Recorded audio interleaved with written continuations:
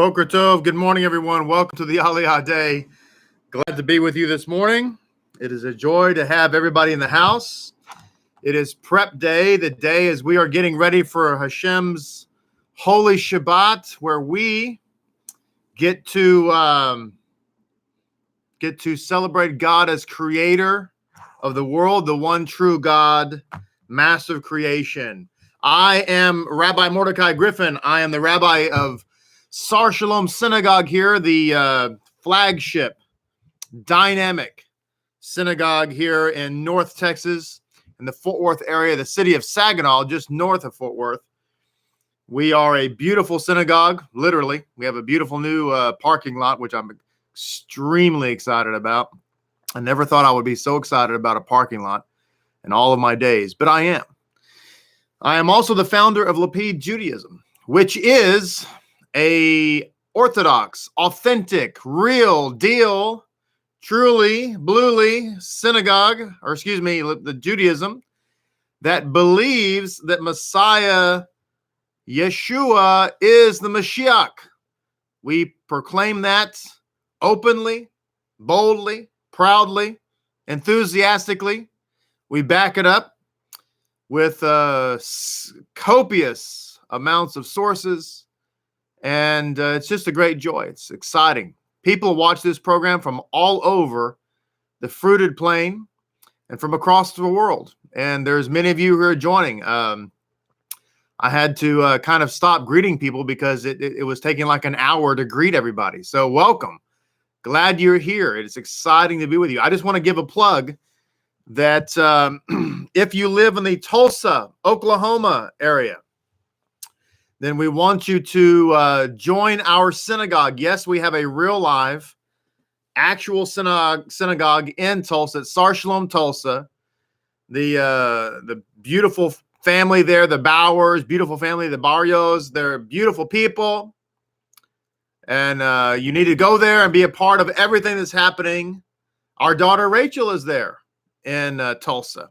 And Shoshana Tiemann and all kinds of beautiful souls. So if you live in and around the Tulsa area, if you live within 100 miles of Tulsa, then you can attend there.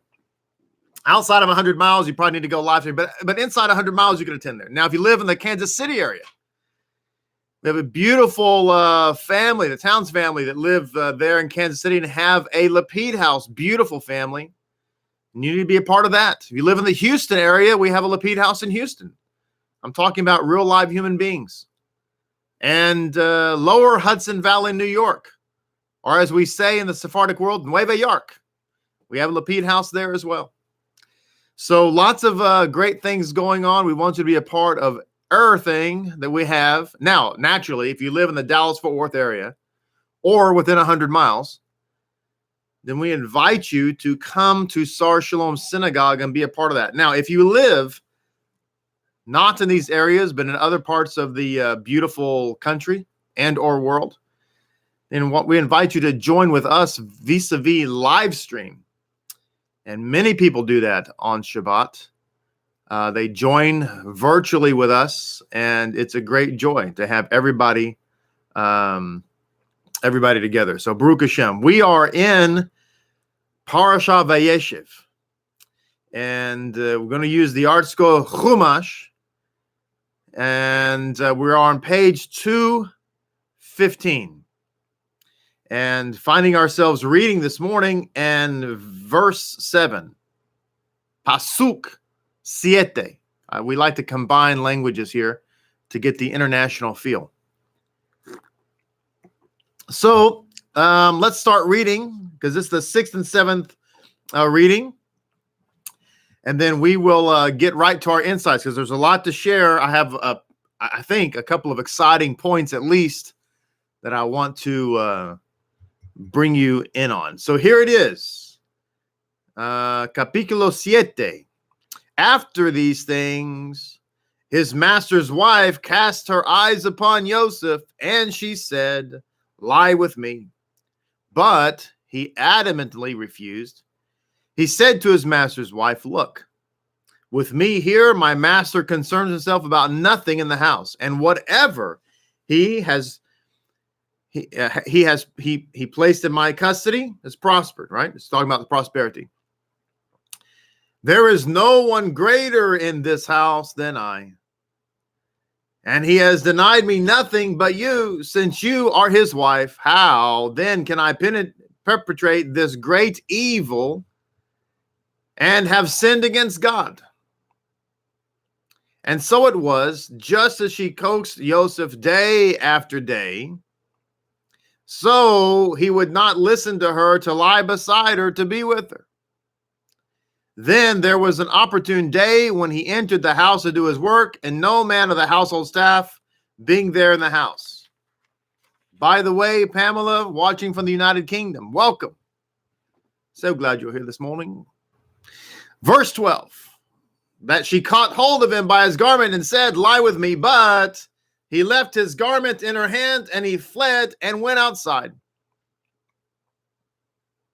Verse 13, when she saw that he had left his garment in her hand and fled outside, she called out to the men of her household and spoke to them, saying, look, he brought us a Hebrew man to sport with us.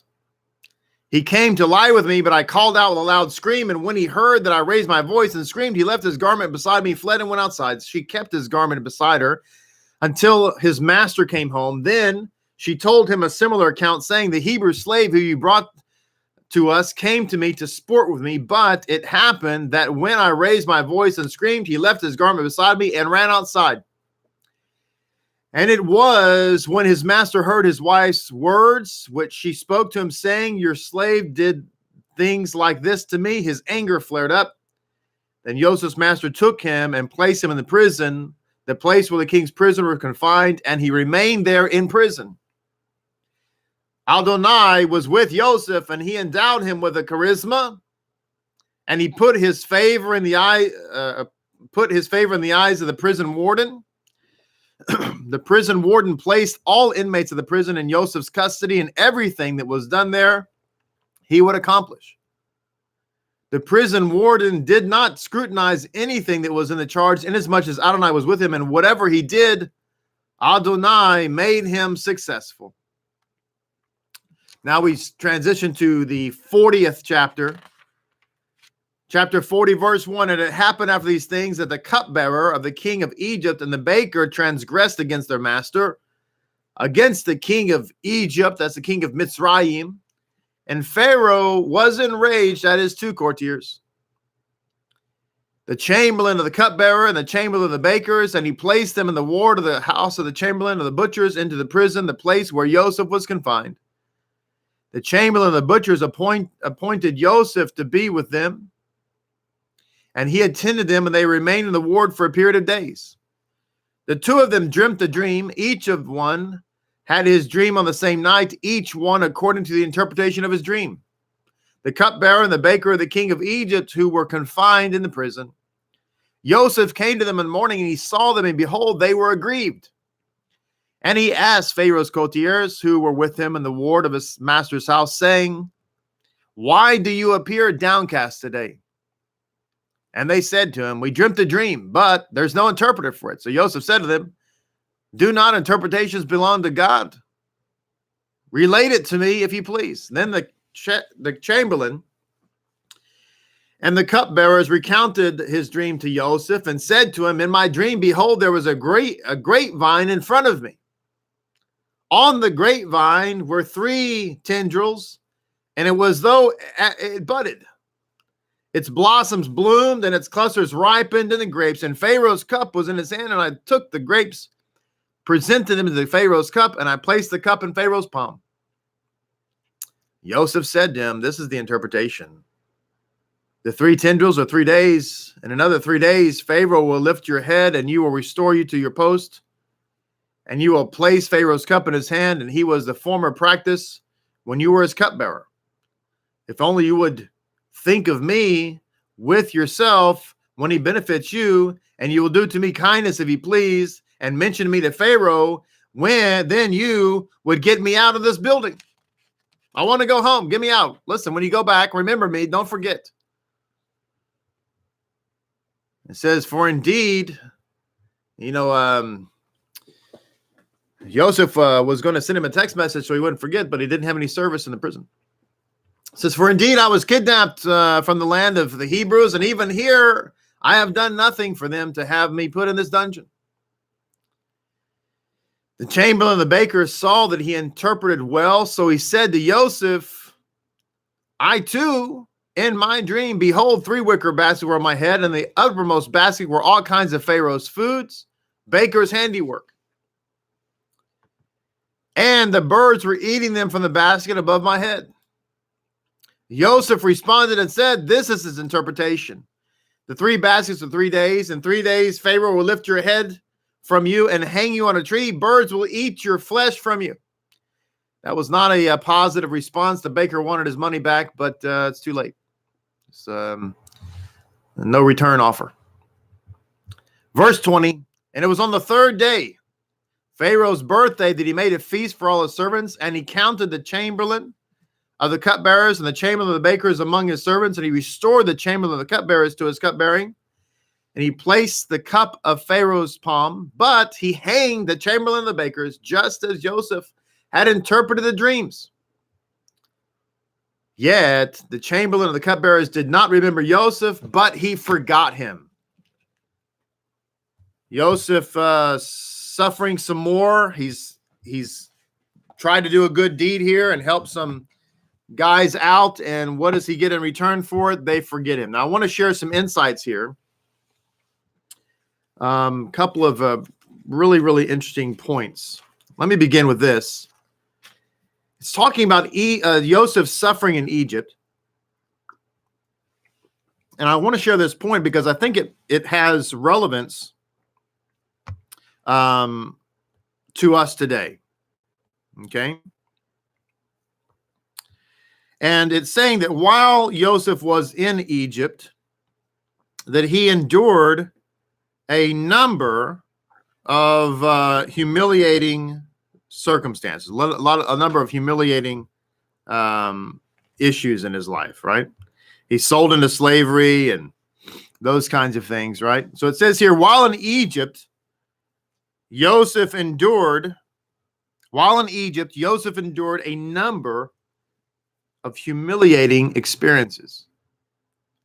It says, when he first arrived, he was sold as a slave, deprived of his former identity and comfort. So I read this and I immediately thought that one of the principal things, I've seen this happen because I've been in a leadership role spiritually, well, in other ways as well, but talking here spiritually, counseling people, shepherding people for a couple of decades. In fact, going on 22 or 24 years. I've lost count, but been doing this a while. And I see how the enemy works in people's lives. And it's interesting to me that we have here an insight where it says, while in Egypt, Joseph endured a number of humiliating experiences.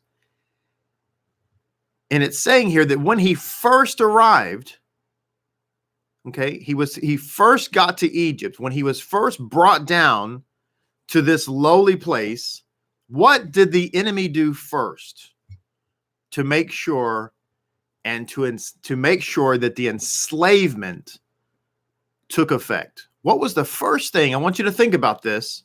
What was the first thing that the Satan did to Joseph to make sure that his enslavement took effect? And that is that he robbed him of his identity. He took, it says here, he was sold as a slave and deprived of his former identity. What's the former identity? The former identity is that of a Jew. The former identity is that of a righteous, true Torah observant Jew.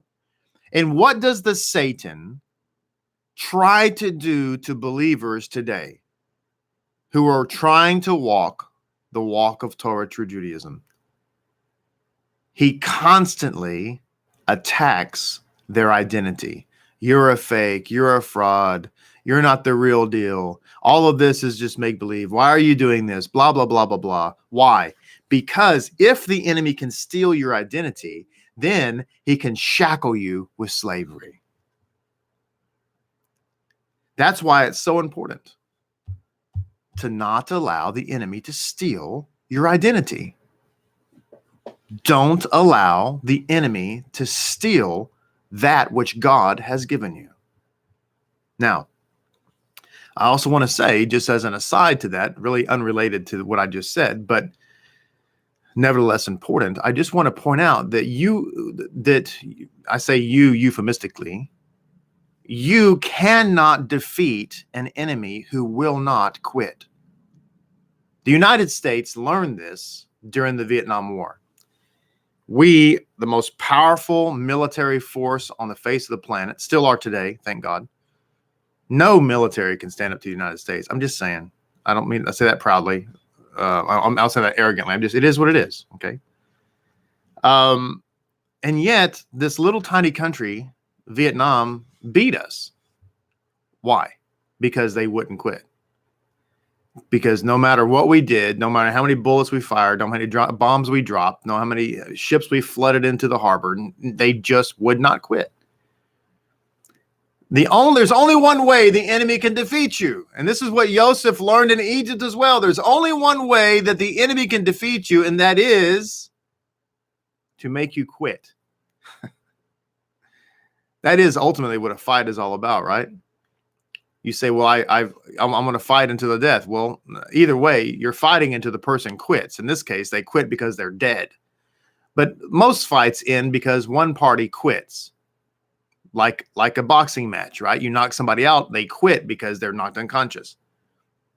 So I'm just saying that you can't defeat somebody who won't quit.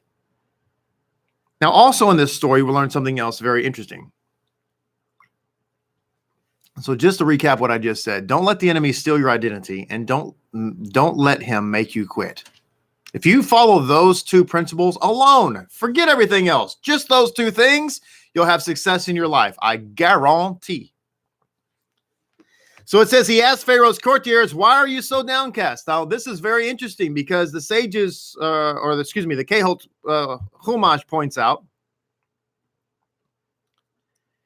that of everything going on in Joseph's life, he's got a lot of negativity. He's got a lot of things he could be angry about. He could be curled up in a corner in a fetal position, sucking his thumb and hating God and hating the world. And who, frankly, could blame him? Nevertheless, Joseph sets the example to us that he's been betrayed by his brothers. He's been sold on the open slave market 5 times. He got to Egypt and he was stripped of his identity. He was put into a house as a slave. He was, falsely accused of a crime he did not commit. He was trying to do the right thing and ended up getting blamed. And instead of being rewarded for doing the right thing, he was cast into the lowest part of the prison. You can imagine for most people at this point, they would have quit long ago. But Joseph was like, well, something good is coming of this. Why? Because he said, I have a dream. I have a dream. One day they'll bow. One day every knee will bend. Every tongue will confess. One day I have a dream. You got to follow your dreams. Don't let the enemy steal your dreams. You say, well, I dreamt and it hasn't come to pass. Look how many years is going on in Joseph's life. His dreams haven't come to pass, but he's still going. But something greater than that is about to happen. Because not only is he not curled up in a fetal position, sucking his thumb and crying, he's doing his job, and he notices that there's 2 guys and they're downcast. Now it's remarkable because Joseph was not focused on himself. Joseph was not focused on himself. Domenico said Joseph was sent and not sold. Actually, he was sent by God, but he was absolutely sold. We can't take that away.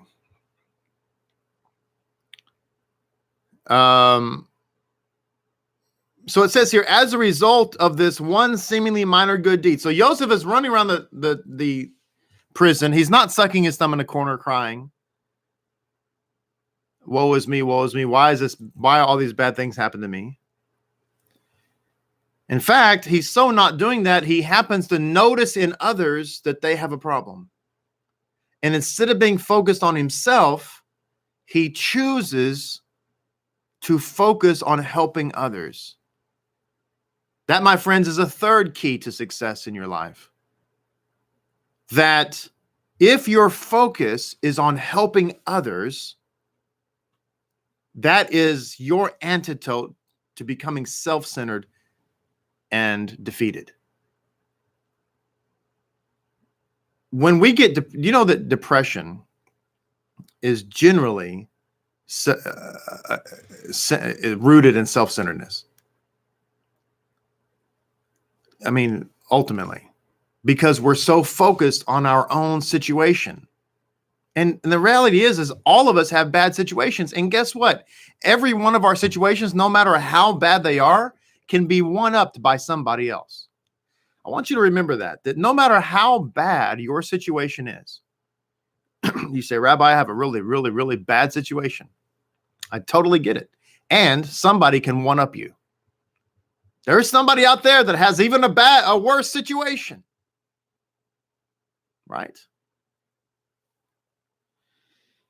So it says here that as a result of this one seemingly minor good deed, Joseph became the viceroy of Egypt and was able to save the civilized world from famine. Now think about that. Because Joseph was not sucking his thumb, curled up in a fetal position, focusing on himself and his problems, because of that, he was walking around just putting one foot in front of the other. Wake up today and carry on best he could, trusting God in the midst of, well, if you'll forgive the expression, hell. And because of that one thing, he looked around and he said, look, there's somebody with a sad face. Are you kidding me? You're in prison. Nobody would blame Joseph for looking over there and seeing the guy with a sad face and say, join the club. But instead, Joseph said, hey, why are you so sad? What can I do to make you happy or to help you? That's incredible. And all he did was say, tell me your dream. I'll see if I can give you an interpretation. A little bitty act of kindness led Joseph to becoming the viceroy of Egypt. What does this teach us? It teaches us that if we don't let people steal our identity, and if we don't curl up in a corner, become self-centered, and if we focus on serving other people, that our little acts of kindness that we do that we think are not all that significant can lead us to become the viceroy of Egypt. And the enemy knows that, which is why he wants to depress, distract, and discourage. Give you the 3 Ds. And the 4th D is despondent. So it says we see here once again the unimaginable, far-reaching results that can come from one small deed. Science, it says, has recognized that a minor occurrence in one corner of the world can have an enormous effect upon the entire world. The same is true of our spiritual activities and good deeds. One small deed, it says here, can change the world. One small deed can change the world. It's very powerful. And the enemy is so cunning, he knows this. We've got to learn some lessons. All week long, we've been learning wonderful lessons about Joseph and how he is the archetype of the Messiah ben Yosef, who is the suffering Messiah. And we've been illustrating, frankly, a case that can't be defeated in court, so to speak. That Yeshua is absolutely the Messiah. I mean, I don't know how you listen to the all week long's Aliyot I don't know how you listen to them and walk away and say, yep, Yeshua is not the Mashiach. You have to be intentionally blind. And I don't know what else to say. But we also need to learn life lessons of how to survive in Egypt, because Yosef, even though spiritually he's the archetype of the Messiah ben Yosef, at the end of the day, the historical Yosef was a human being like me and you. Like you and I. You and me. I'm going to use proper English so I don't get accused of being a false citizen of the United States.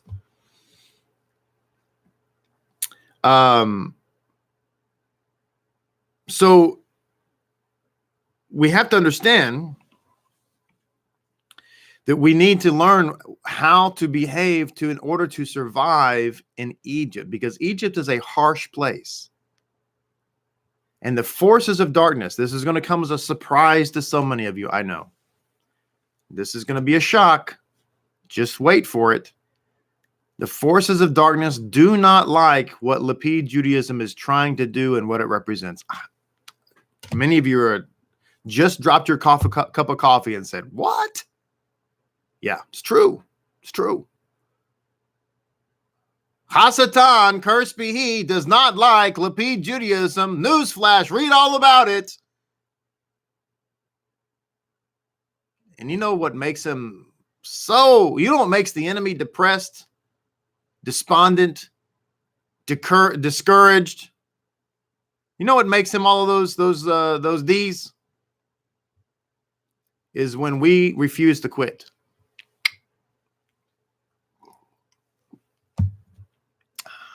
So anyway, on to another insight here. It says, and on the vine there were 3 branches. This is the cupbearer